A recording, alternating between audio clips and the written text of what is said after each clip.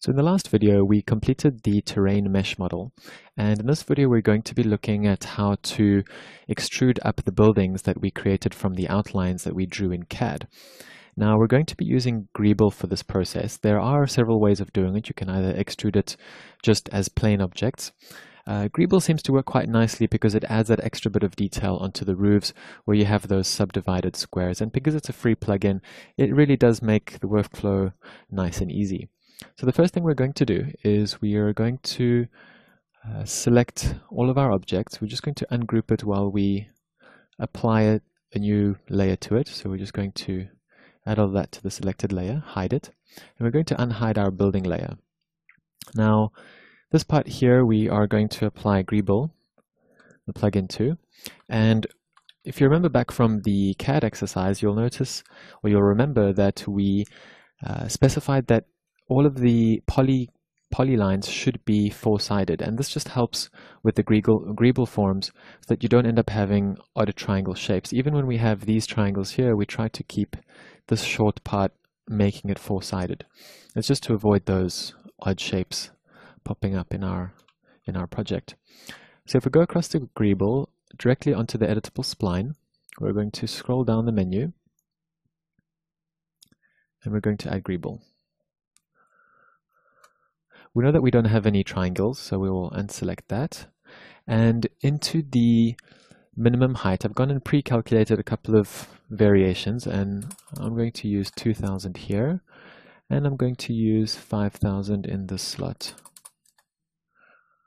We can play with this a little bit later. We can adjust it to the height. We can measure it just to see how high it actually is, and we can then see whether we are happy with those settings. The great thing about Greeble is it just offers so much flexibility to your model once you've created it. You can work on the entire city in one parametric area, so that's really great. I'm just going to include, I've been tweaking around with these numbers on the side, so I'm going to add the numbers that I've been using. I'm going to say 3 materials.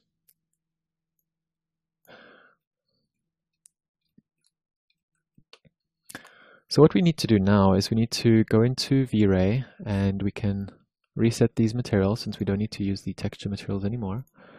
So we can reset that and we can create a new material for V-Ray.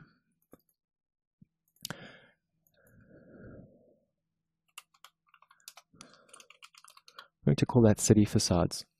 Now I'm going to leave it gray for now since we need to go into Photoshop and create that material.